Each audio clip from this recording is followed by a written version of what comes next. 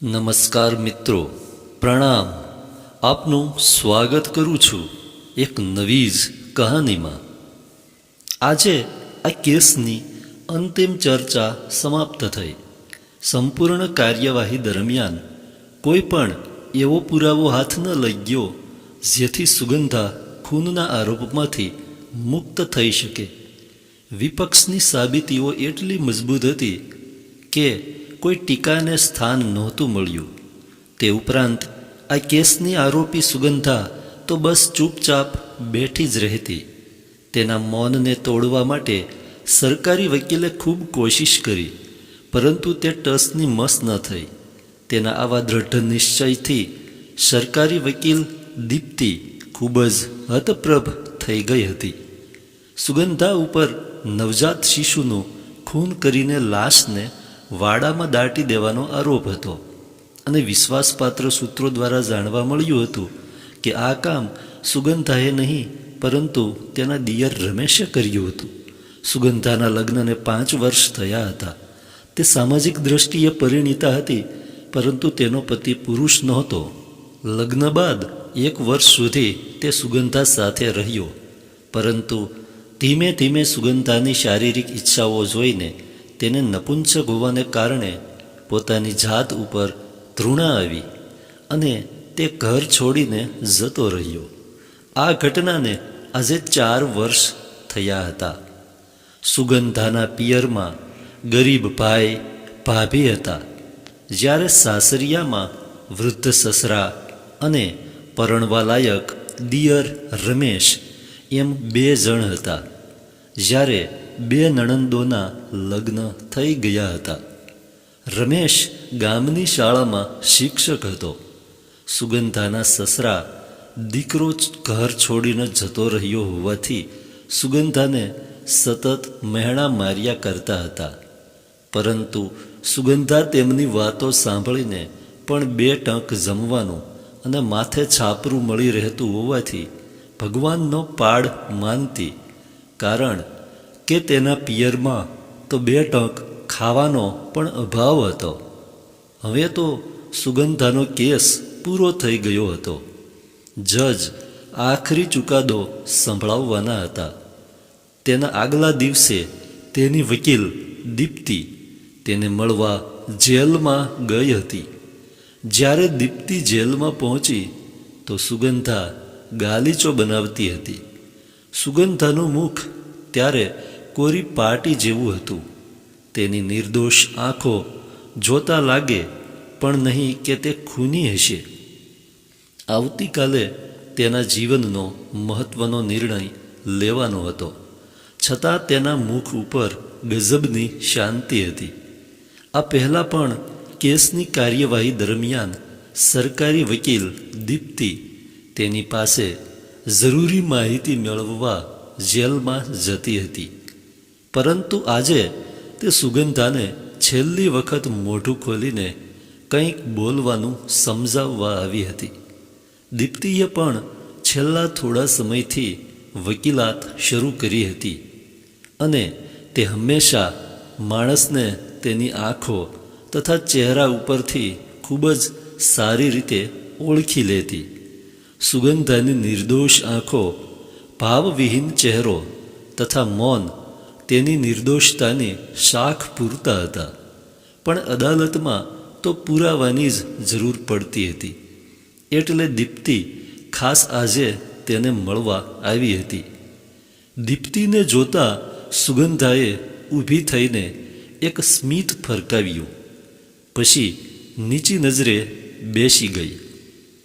કાલે તારો આખરી ચુકાદો આવશે, દીપ્તિએ સ્ત્રી સહજ ભાવુકતાથી તેને કહ્યું. મને ખબર છે, ત્યાં તો જેલની વોર્ડન શ્રીમતી ખન્ના બોલ્યા. સુગંધા, દીપ્તિ મેડમ તારો કેસ સગી બહેનના કેસની જેમ લડી રહ્યા છે. તને છોડાવવા તેમણે ખૂબ પ્રયત્નો કર્યા છે, પરંતુ તારા મૌને તેમને માત અપાવી છે. હું બધું જ જાણું છું. અરે, જાનવર પણ પ્રેમ પારખી શકે છે તો શું હું નથી અનુભવતી? પરંતુ હું શું કહું જન્મની સાથે જ હું સજા ભોગવી રહી છું. પછી જેલની અંદર રહું કે બહાર મને કોઈ ફરક પડતો નથી. તેના આવા લાગણીશીલ વાક્યથી દીપ્તિને એમ લાગ્યું કે તે કંઈક પોતાના વિશે વાત કરશે. એટલે તેણે તરત જ પૂછ્યું, પણ તને તકલીફ શું હતી? સાધારણ દેખાનારી સુગંધાએ એક દ્રષ્ટિ દીપ્તિ ઉપર નાખી અને તેને કહ્યું, મને ખબર છે કે તમને સત્ય જાણવું છે. હું તમને બધું કહીશ, કારણ કે મારી પાસે પણ હૃદયની વાત સાંભળનાર કોઈ વ્યક્તિ નથી. પરંતુ અત્યારે નહીં, આવતીકાલે જજ સાહેબ આખરી ચુકાદો આપી દે, મને સજા થાય, પછી હું તમને બધી જ વાત કહીશ. તેની વાત સાંભળીને દીપ્તિ અને શ્રીમતી ખન્ના એકદમ અવાક થઈ ગયા તથા ચાલ્યા ગયા. ચુકાદાના દિવસે દીપ્તિને કોર્ટ રૂમમાં જવાની ઈચ્છા ન થઈ, પરંતુ ડ્યુટી નિભાવવા માટે તે ગઈ.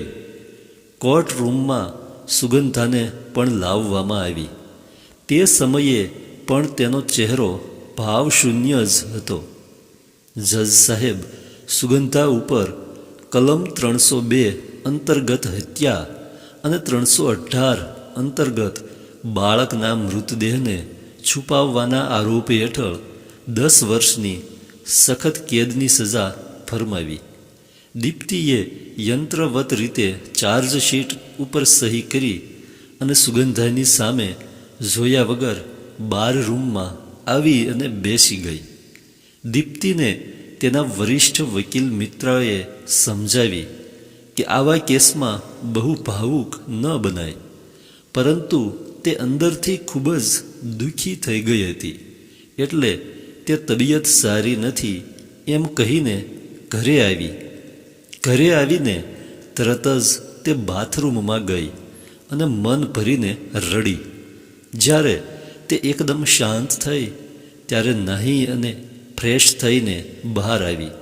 ચા બનાવીને બિસ્કિટ ચાનો નાસ્તો કરીને તે સુગંધાને અપીલ કરવાની સલાહ આપવા જેલમાં આવી. તે સમયે પણ સુગંધા ગઈકાલનો અધૂરો ગાલીચો જ ભરતી હતી. દીપ્તિને જોતા તે બોલી, જુઓ, હું આ ગાલીચો ખાસ તમારા માટે બનાવું છું, તમે એને ખરીદી લેજો. દીપ્તિએ તેની સામે જોયું અને અચાનક તેનું મૌન આંખ વડે અશ્રુધારા બનીને વહેવા માંડ્યો. તે સાથે જ દીપ્તિએ તેને પકડી એટલે તે દીપ્તિને વળગીને રડવા લાગી. આટલા દિવસની વ્યથા તેણે થોડી મિનિટો રડીને હળવી કરી. ત્યારબાદ મોઢું ધોઈને પાણી પીધું અને દીપ્તિ પાસે આવીને બેઠી.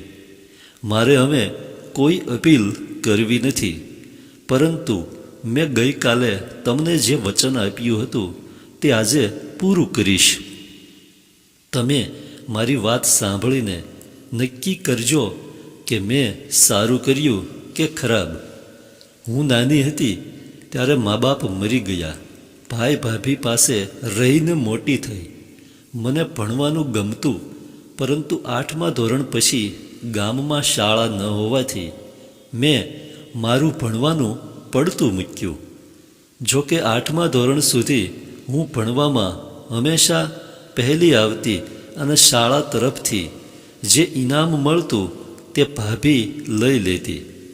તમને પહેલી વખત જોયા તો ગમ્યું કે કોઈ સ્ત્રી આટલું ભણીને આગળ વધી શકે છે તે જાણ્યું. ભાઈ પાસે તો મારા લગ્નના પૈસા નહોતા, પરંતુ હું 16 વર્ષની હતી ત્યારે આમને ત્યાંથી માગું આવ્યું અને મારા સસરાએ કોઈ પણ માંગણી કર્યા વગર લગ્નનું નક્કી કર્યું. તેમને ખબર હતી કે તેમનો છોકરો લગ્નને લાયક નથી, પરંતુ ઘરકામ માટે એક સ્ત્રીની જરૂર હોવાથી તેમણે તેના લગ્ન કરાવ્યા. લગ્ન બાદ હું સાસરે આવી. તેઓ મારી સાથે બોલતા અચકાતા. હું કંઈ સમજતી નહીં. આખો દિવસ એકલા હાથે ઘરનું બધું કામ કરીને હું એટલી થાકી જતી કે રાત્રે પથારીમાં પડીને તરત જ સૂઈ જતી હતી.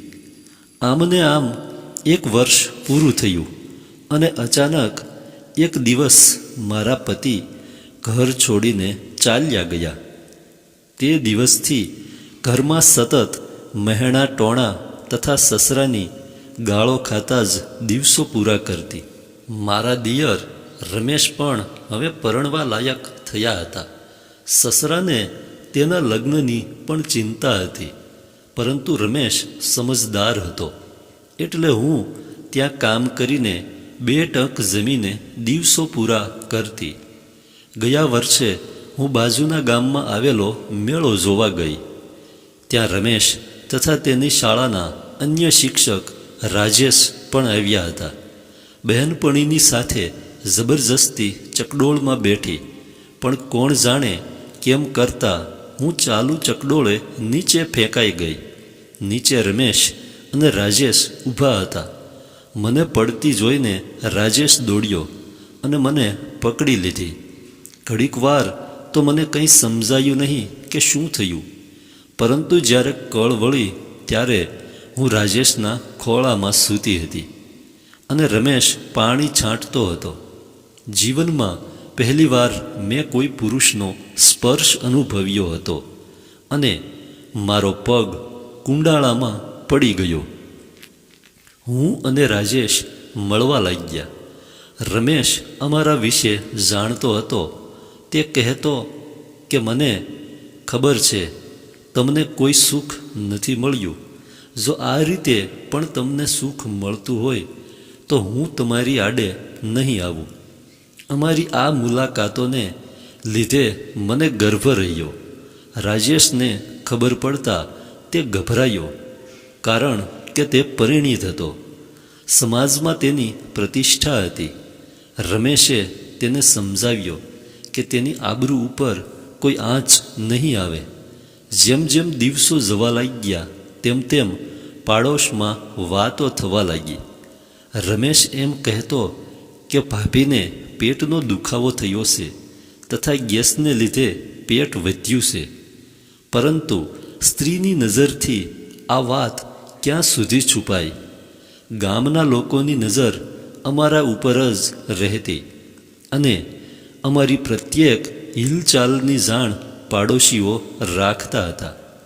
આ દરમિયાન રાજેશની બદલી થઈ ગઈ. તે બીજા શહેરમાં ગયો અને મેં તેને રોક્યો પણ નહીં. મારા લીધે એમનું જીવન શા માટે હું બગાડું? 7મે મહિને પાણી ભરેલો ઘડો ઊંચકતા હું પડી અને મને પેટમાં દુખવા લાગ્યું. રમેશને કંઈ ખબર ન પડી, પરંતુ તે ગભરાઈ ગયો. ધીરે ધીરે દુખાવો વધતો ગયો. સસરા મામાજીને ત્યાં બાજુના ગામે રમેશ માટે છોકરી જોવા ગયા હતા અને ત્યાં જ રાત રોકાવાના હતા. છેવટે રાતના 1 વાગ્યે બાળકનો જન્મ થયો. ઘરમાં હું અને રમેશ 2 જ હતા. જન્મની સાથે જ બાળક રડ્યું અને ગભરાઈ ગયેલા રમેશે તેના મોઢા ઉપર હાથ મૂક્યો. અધૂરા મહિને જન્મેલું નબળું બાળક રમેશના હાથની ભીંસને લીધે મરી ગયું.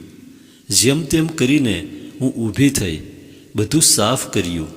રમેશે વાડામાં ખાડો ખોદીને દાટી દીધું, પરંતુ બાળકના રડવાનો અવાજ પાડોશીઓના કાને પહોંચી ગયો હતો. બધાને શક તો હતો, એટલે પોલીસ ફરિયાદ કરી. રમેશને તો મેં બાળક દટાઈ ગયું કે તરત જ તેના મિત્રના ઘરે મોકલી દીધો હતો. સવારે પોલીસ આવી અને વાડામાંથી જમીન ઊંચી નીચી હોવાથી ત્યાં ખોદતા બાળકની લાશ મળી. મારી ડૉક્ટરી તપાસ કરાવી અને મને પકડી લીધી. બસ ત્યાર પછીની બધી વાત તો તમને ખબર છે. તે રાજેશને કેમ જવા દીધો? દીપ્તિએ પૂછ્યું. મને ખબર હતી કે તમે આ પ્રશ્ન મને પૂછશો. અરે, ભૂખ્યાને ભોજન મળે તો તે ભોજન ઉપર તૂટી પડશે. અતિશય ખાધા પછી પેટ બગડે તો વાંક ભોજનનો કે ખાનારનો. હકીકતમાં સારા નરસાનો વિચાર મારે કરવાનો હતો, પરંતુ તે સમયે હું પાગલ થઈ હતી. ઘરની ઇજ્જત, માન મર્યાદા બધું વિસરીને વાસનામાં ડૂબી ગઈ હતી. પોલીસે પકડીને જેલમાં બેસાડી ત્યાર પછી મેં ખૂબ વિચાર્યું કે એકવાર બદનામ થઈ ગયા પછી હવે હું ક્યારેય માન નહીં મેળવી શકું. મારાથી કોઈનું ભલું તો ન થયું, ખરાબ શું કામ કરું? રમેશે ગુનો પોતાના ઉપર લેવાની વાત કરી હતી, પરંતુ મેં ના પાડી. તે ઘરનો એકમાત્ર વારસ હતો. આમ પણ મારા જીવનનું તો કોઈ મહત્ત્વ નથી, તો શા માટે તેની જિંદગી બરબાદ કરું? ભગવાન કરે તેના લગ્ન થાય તથા વંશવેલો આગળ વધે. ધન્યવાદ.